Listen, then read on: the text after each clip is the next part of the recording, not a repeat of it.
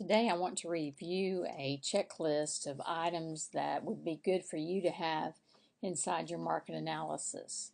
And a market analysis is designed to give you a pure picture of what's happening out there in the business world that will have a direct impact on you as a person who is trying to start a business.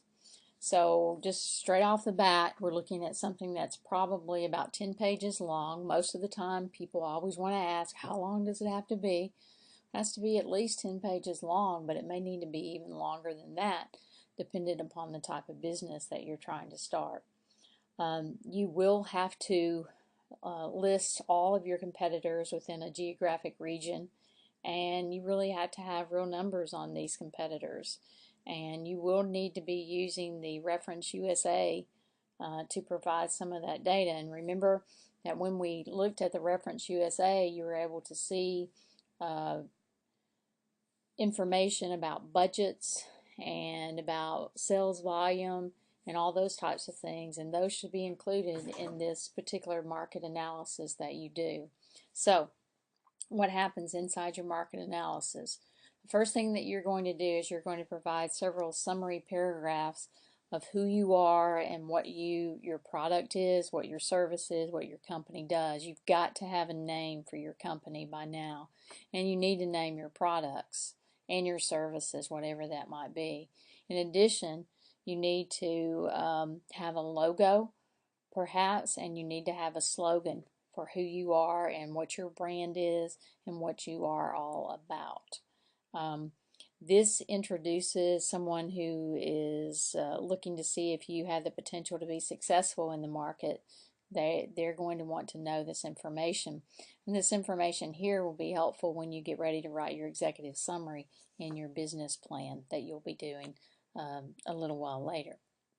Okay, so inside your market analysis, after you finish section 1, you're going to have section 2, and basically this is your marketplace, and you're going to explain everything that's going on in that particular market. So you're going to need to gather primary information, and that means you might have to do some surveys, questionnaires, focus groups are things that you could look at if you wanted to compile your own data, and you could also do secondary research. So what really happens is, if somebody's introducing an idea, one of the first things that people are going to ask you is there a market for it? So oftentimes people who start a business will go in and they'll actually go and talk to people that might be potential customers. And they might do this through a focus group that you've learned about how to do in communications research, or they might do it through some kind of survey that they send out to the general public. They might do a phone survey or something like that, because what they're trying to see is there enough there. So one of the things that you're going to look at is you're going to need to look at the how people spend money in the town where you're looking to locate your business. The SRDS has some of that information for you, Standard Rate and Data Services. That is a database, I believe, that you can use on our library website, and you can certainly go to that. You're going to need to know where people spend money. Do they spend most of their money on cars? Do they spend most of their money on going out to restaurants? Do they spend most of their money on lawn service?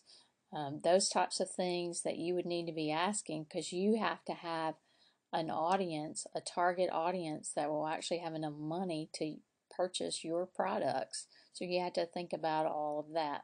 In addition, you can get a bunch of secondary research from reports done through the U.S. Census, because you need to know how many people live in that town. You need to know what the racial makeup is of that town. You need to know the types of trade associations and businesses inside that town. The Jonesboro Chamber of Commerce is an example of a place that you could go. But let's say you're starting a business in Los Angeles. Well, Los Angeles has a Chamber of Commerce, and a lot of their information is available for you to actually look at. And that's something important that you want to think about, is getting all of your ducks in a row for why it would be a viable opportunity for you to start a business in this area. So you're going to need to look at your competitors. And who are the competitors? You're going to have to give an outline. You can actually get some of this from Reference USA.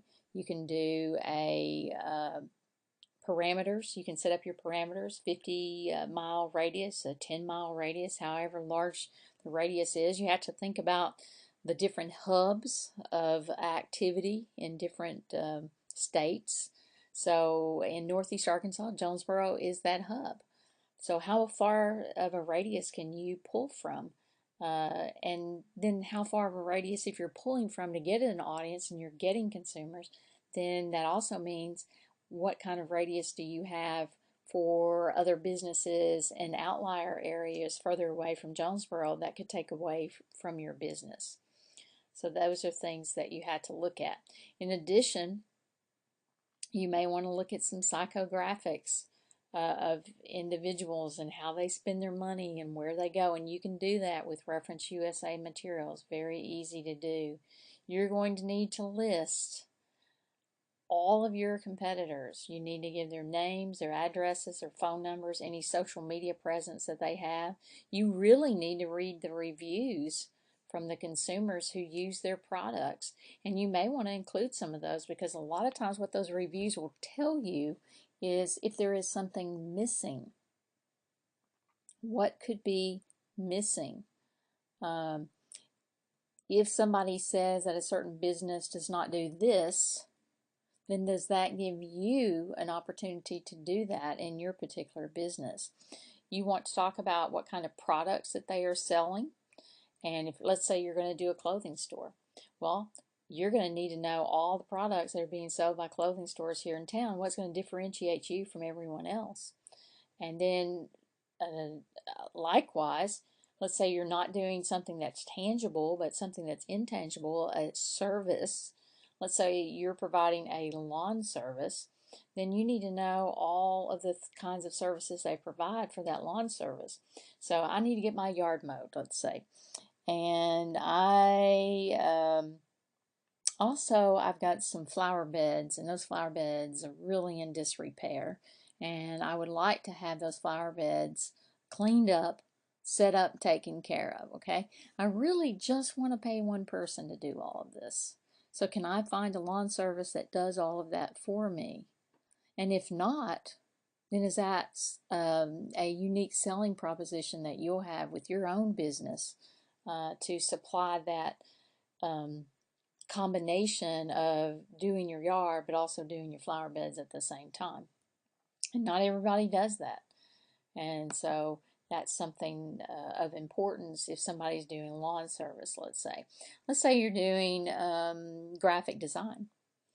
And in your graphic communication work that you do, you're designing a variety of things, and someone comes to you or you see someone, business, and they say, well, this business was really good. They did this, this, and this. I sure wish they had done this, though. And that sure wish they had done this was, I wish that they had actually gone out there and done some market research before they created a commercial that really didn't match up with my particular or not a commercial, but a graphic that didn't match up with my particular business very well. Did they pre-test it? Do they even know how to pre-test it? So if you can provide that data that shows, yes, this is going to work versus this is not going to work, that's something that differentiates you from some other person that is selling a product. Also, you need to know about how individuals are actually sharing and distributing their merchandise and products. So let's say that you have graphic communication. Well, if a person has to come to you all the time to your store to do graphic communication, that's probably not something that they want to do. But if you have the capability to send them the content all wrapped up in one nice little email, or maybe a link to a Google Doc so no one else can get a hold of it, then that's what differentiates you. Or maybe the fact that you can distribute your products faster than anyone else is what discriminates you or differentiates you from everyone else. So be conscious, list all of the businesses. If there's let's say that you're going to do one small element, and that small element of your business, let's say you're a production company and you're going to be willing to transfer video tapes from one format to another and into digital and files and all that kind of stuff. Your capability to do that and to distribute it easily so the user can get a hold of it quickly might be the thing that differentiates you from a local place where a person has to submit a lot of things, go there a lot of times, and all that kind of stuff. So, know your competitors, identify your competitors, try to identify who they're targeting, and try to figure out who you could target, and are there enough people that you could target that would sustain your business. So when you think about that Reference USA tool and you narrow your search down to certain types of audiences, certain zip codes and things like that, you got to have a pretty substantial number of individuals that you could reach for you to feel comfortable in starting a business, because you can't just rely on a certain number of people. You're going to have a larger circle, especially if your business is one where people don't need it all the time, they just need it some of the time. So you're going to have to constantly be developing your leads and generating new leads for new businesses. Okay, then the next thing, once you've figured out what everybody else can do as your competitor, then the next thing that you need to do is you need to look and see about yourself and who are you and what do you do. And that's one of the things that I kind of noticed with the SWOT analysis. No one could really pinpoint down what they were going to do. Now, a few people did. They even had a name of a product. But what I saw more times than not was that individuals really couldn't describe in written form what their product was going to be.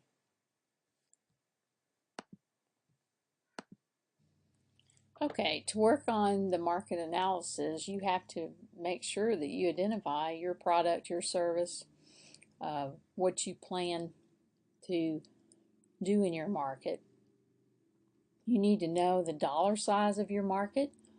You need to try to figure out how much sales that you can have and must have in order to be able to be a viable business. You need to be able to look into how you're going to distribute your products or your services and how people will know about you. You're going to have to identify your geographic pull. So let's say somebody decides they're going to start a business and then they're also going to start an online business. Well, that increases the amount of information that you're going to have to provide in a market analysis and a business plan, because the businesses out there, the bankers out there that are going to give you that loan, need to know who your competitors are. And if you say that your geographic region is this, then that means that what you say here has to be reflected up here when you talk about your competitors. Think about your audience in terms of the population, the gender, the demographics, income levels, purchasing power, and that sort of thing. And then think about, do you really need a brick and mortar location? And when we're talking about brick and mortar, what we're actually talking about is, do you have a building? And inside that building, there are costs to having that building. So there are expenses. So you're going to have to look into, well, how much, if I want to locate here in this town, how much is it going to cost me to actually have a physical location in order to operate? There are some businesses that you could operate out of a warehouse, and that'd be great. There are other businesses where you need a nice, fashionable location with heavy traffic, whether that be car traffic or foot traffic.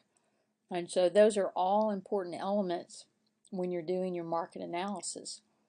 Then you got to figure out who are your who are you going to get your raw materials from? So let's say that you're going to make a product, and that product requires you to have plastic and wood. Well, if that's going to be the requirement, then who are the vendors you're going to pull from to actually get the material you need in order to build these products that you're going to actually have? So let's say, for instance, you decide that you're going to run a 3D printing company. And so this 3D printing company requires you to have certain raw materials. And you're going to have to find a vendor that can supply that to you. And it's going to have to be at a reduced cost so that you can sell it at retail. And so a lot of times what happens is people, they look at it and they go, well, I'm going to do this service and I can offer it for $5. Well, can you make money offering that service for $5? Are you going to be able to eat? Those are questions that you have to ask yourself. Also, you need to go to the community in which you are operating, and you need to find out what permits you need to have, whether you need to contact the Secretary of State to identify yourself as a business. You need to also identify whether you're going to be an LLC or a sole proprietorship, or are you going to be a corporation or a partnership. You know, what is it, the business structure that you're going to have? And then in turn, you're going to have license. So if you're going to start a place that has food that you're going to serve, then you're going to have a health license. You're going to have health inspections to ensure. If you're going to operate a business where you're producing products for X demographic, you're going to have to ensure that that product is safely designed. And you may have to have a license. You may have to pay taxes, service taxes. You may have to pay product taxes, raw material taxes. You have to budget all of that into your finished product. How's it going to work that I'm going to operate this business? And then recognize that in this operation, you also have to have maybe a computer. You maybe have to have a printer yourself. Maybe you're going to have an accountant, bookkeeper, a lawyer. All those types of things go into this discussion, because when you're starting to talk about pricing, you have to think about how you price yourself based upon all these other peripheral costs to get that product out there. Now, in the fourth section, you're going to actually compare yourself to the competitors. And you really need to try to identify your biggest competitor. And what is it that they're doing? What is it that you're going to do? What makes you different? How are you going to stack up between each one of these competitors? And then what's going on in the marketplace that's in favor of you, that makes you, the chance of you being more successful increase? What's the percentage of that? What is happening in the marketplace? If I'm going to start a food business and I want to start, let's say, a Southern home cooked food business, who are my competitors in, let's say, Jonesboro, Arkansas? And what are the trends? Well, let's think here. Home cooked, old fashioned Southern food.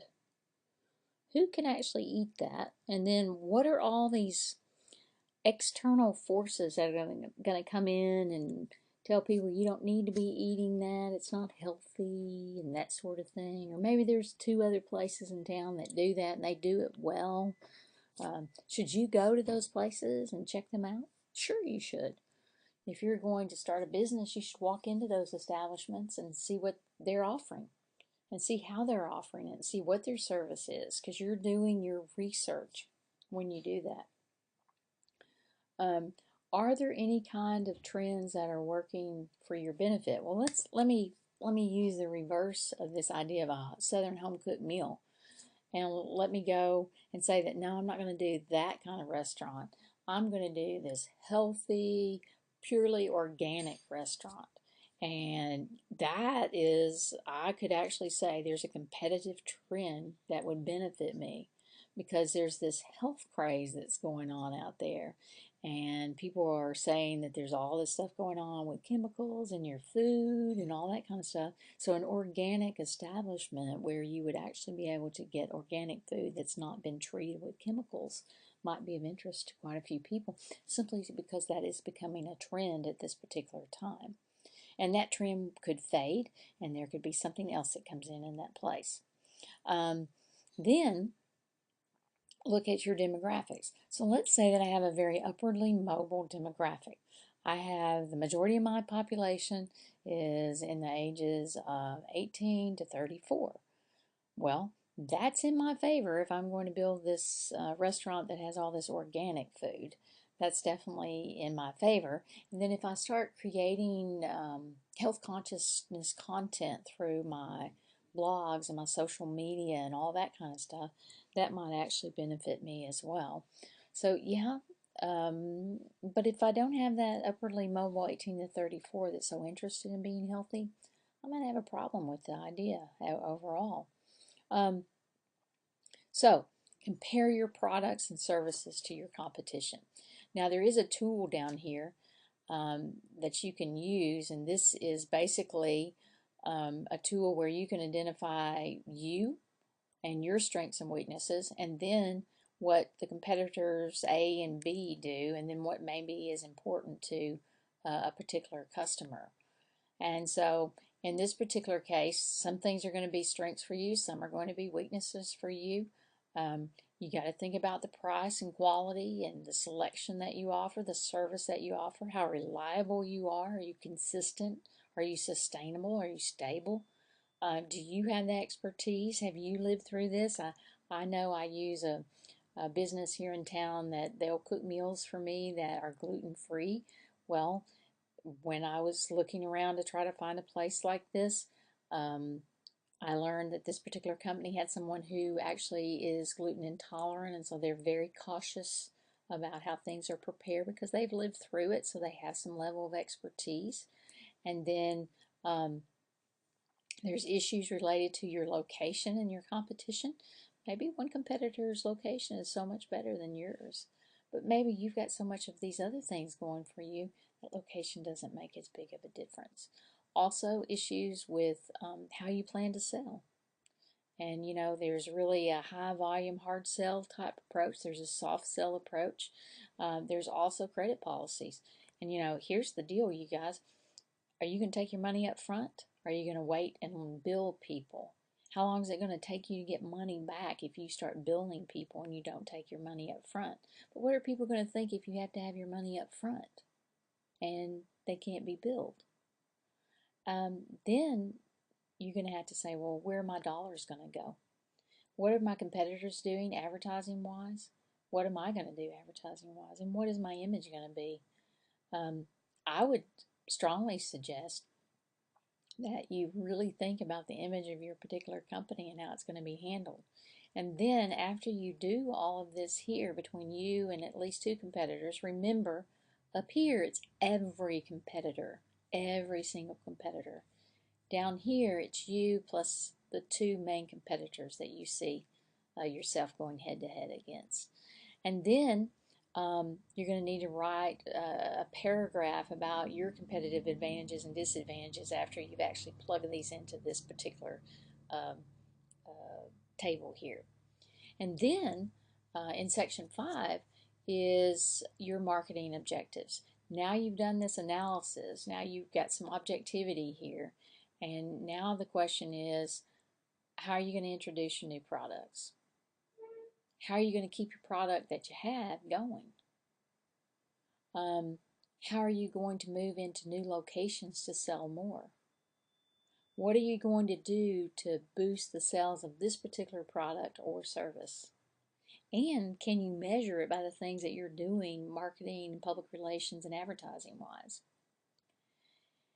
Can you bundle your product with someone else's product? And can you make money doing that? Can you find that long-term client that is out there that needs the product that you can provide, and they will consistently be your servicing unit?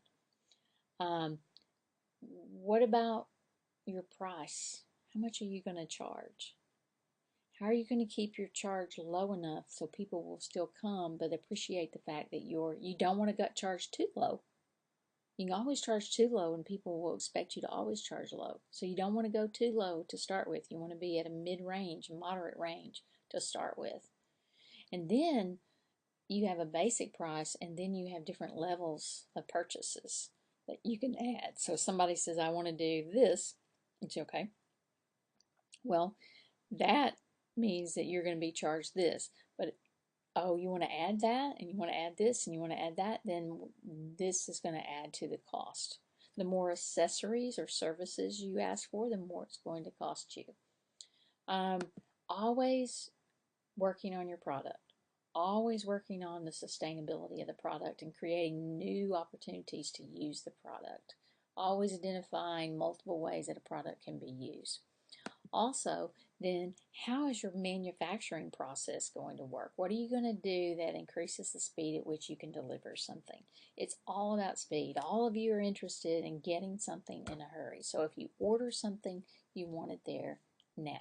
Okay? Or do you want to walk into a store and the merchandise be sitting there on the shelf? And so do you feel better when you do that? Well, if you do, then you're going to have to make sure your products are that way too. So each marketing objective should actually have several goals underneath it. So let's say you're going to list your goals and then how you plan to obtain those goals. And you're going to need to provide a 5-year timeline for obtaining your goals for your company. And you're going to do this in a fashion, you're going to have a plan of how am I going to make this happen. So first year, you're going to have 10 clients. And those 10 clients are going to pay you X amount of money. The next year, you're going to add this service. When you add this service, you expect that your clients will double in number. And then you keep moving on up. So you're basically what you're doing is you're painting a picture of your future.